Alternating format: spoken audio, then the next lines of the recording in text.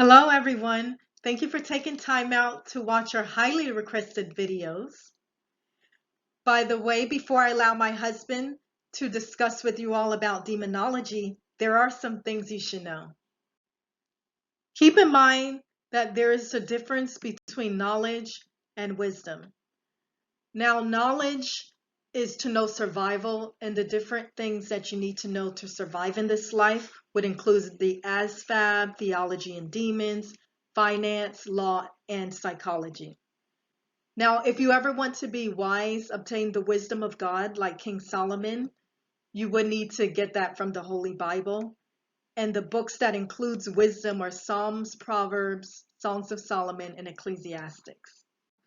Hello everyone, thank you for joining our channel. Today we are going to be discussing demonology. King Solomon started this back when he started conjuring up the 72 demons to work on his temple. I advise you to anoint whatever device you are using to watch this. And if you're ready, grab your Bible, grab your crucifix, save the holy water as we get into the most dangerous demons in our history. Based on my research, and I've had to go through multiple sources because everybody has their own opinion as far as the order or the hierarchy of hell. Now, from what I've learned and what I understand, Emperor is at the top. Under him is 7 princes of hell, obviously linked to the 7 deadly sins. There's 9 kings, 10 earls, 14 presidents, 15 marquises, 23 dukes, 1 knight that guards all of them, and great marshals that actually assist the knights. Amone. The first demon on our list will be Amon, also known as Amone. In Christian demonology, he is a former fallen angel. He is a strong and very powerful marquise. He will take on the shape of a man with a raven's head upon command, but normally he appears as a wolf. He has the ability to tell the past and accurately foretell the future. He was the 7th spirit to be conjured up by King Solomon himself, which you can read about in the Goetia. He commands 40 legions of demons. He has the power to stalk and eventually possess a human being after wearing them down physically and mentally. Mama. You will also see him in one of the episodes of A Haunting. Ashmodius. Ashmodius, found in Jewish folklore and in Christian demonology. His name is also pronounced Asmodai or Ashmodai. He is a former fallen angel and now is one of the 7 princes of hell. The 7 princes of hell are linked to the 7 deadly sins. His deadly sin is the sin of lust. He commands over 72 legions of demons, including that of the jinn demon. He appears with 3 heads, one of a bull, one of a ram, and one of a man that spits out fire. He rides a lion with dragon wings and a serpent's tail. He's seen carrying a lance. He has the power to separate newly wedded couples by preventing the consummation on their honeymoon. He also entices desires through adultery and commit murderous deeds. It is said that he was the false god that led to the destruction of Sodom and Gomorrah. He has the power to possess multiple humans at one time. He is another demon that was conjured up by King Solomon. Again, you will read about him in the Goetia. Ashmodius. He is also the demon that is presided in the movie The Pope's Exorcist. Beelzebub. Beelzebub, in Christian and Jewish demonology, his name is also Beelzebub or Beelzebub or Beelzebub. His name is literally translated into Lord of Flies. He is a former fallen angel, and he is now a prince of hell, and the sin that he represents is gluttony. He is the king of demons. He has the power to destroy kings and tyrants and make alliances with them. Understand, he is not doing this to become your buddy. He also misleads priests and faithful men with wicked desires, lawless deeds, and evil heresies. He is also the one who fills common men's heads with desires of envy, murder, sodomy, and wars. He is another demon that was conjured up by King Solomon. He is spoken and talked about in the Holy Bible. He is one that has been possibly linked to the destruction or the chaos that followed of the Salem witch trials, because he was the one to able to corrupt Minister Cotton Mather. And he also may be linked to the haunting, the original haunting of the Amityville Horror House. The next demon on our list is actually quite famous throughout our history. Belial, in Christian and Jewish demonology, he is a former fallen angel and Lucifer's predecessor. Now keep in mind, the only reason why he boasts about this position is he claims that he was the first one kicked out of heaven. In fact, what ended up happening is, even though Lucifer was the one who started the war in heaven, Belial has been known to be the one to instigate, because Lucifer already had a high position in heaven as it was.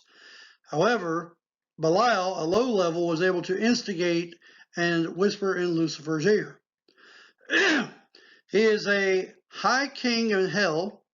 He panders to the needs of the perverts, the atheists, the worthless, the occultists, or anyone with a disturbed soul. According to the Dead Sea Scrolls, he was the one to bring guilt and wickedness of man. He is another demon that King Solomon had conjured up to work on the temple. He is mentioned in the Holy Bible by Jesus Christ himself. He is one of the 6 demons that actually possessed Emily Mitchell, which you guys have probably seen in the movie Exorcism of Emily Rose. And also he possessed another investigator more recently in the past decade, and the TV show A Haunting. Belphegor in Christian demonology is also known as Balpar. He is a former fallen angel and one of the 7 princes of hell. The deadly sin that he represents is that of a sloth, aka laziness. Dispatched to earth by Satan and or usually summoned through fecal matter by humans, once he possesses someone, they become excessively lazy and or possibly always looking for the ignorant, easy way out, such as the get rich quick schemes. He also tends to test marital relationships. He is mentioned in the Holy Bible. The next demon on our list, you can commonly be found in Latin American mythology, is the Chupacabra.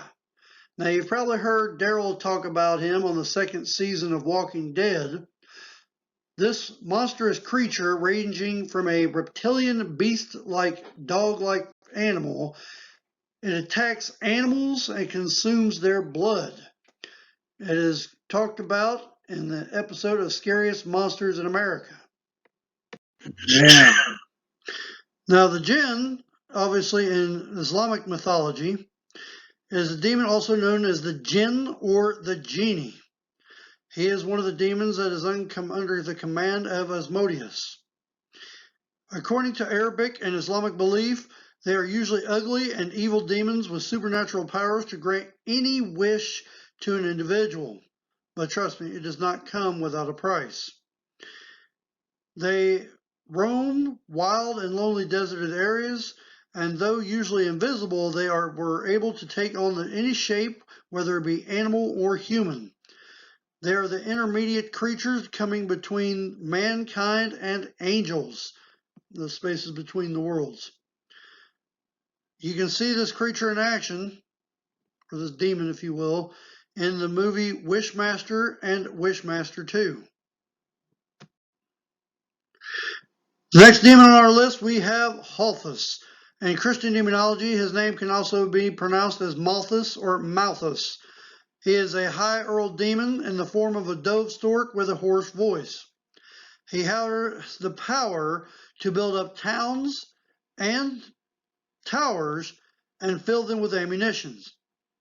He also sends men to war and commands 26 legions of spirits. He will accept any sacrifice made to him. However, it is only to deceive the conjurer. He has the ability to shapeshift into a man with a hoarse voice. He is another demon that was conjured up by King Solomon to work on the temple.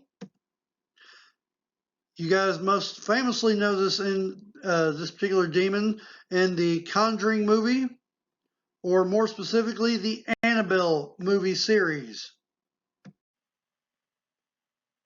Here's a template to help anyone who is experiencing any type of paranormal or demonic entities in their home.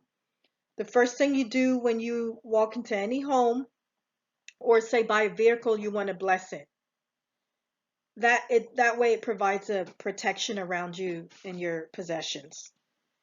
You want to anoint the oil. First you pray for the olive oil, and then you anoint your home, your kids or pets if you have any, while you're saying a protection prayers. There are different type of prayers, but in this case you need a protection prayer said over your home.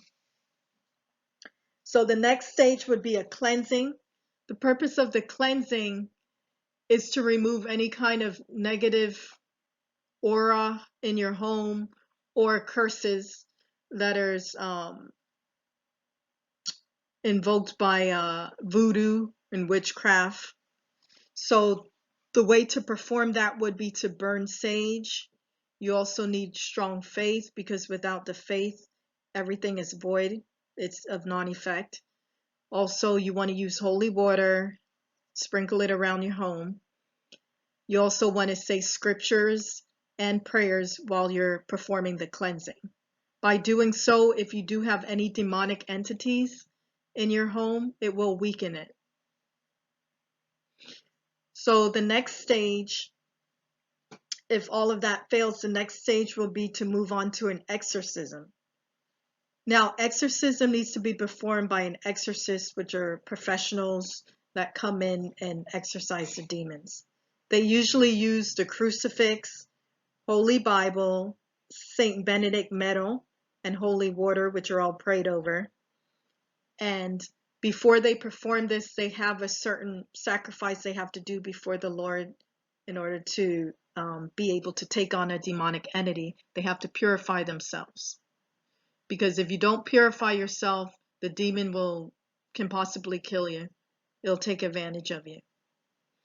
So also, last but not least, you also need to have a strong support system around you. You both need to be in agreement of removing that demonic entity. And as a side note, animals and children do have the ability to see spirits, which is why usually the demons attack them first.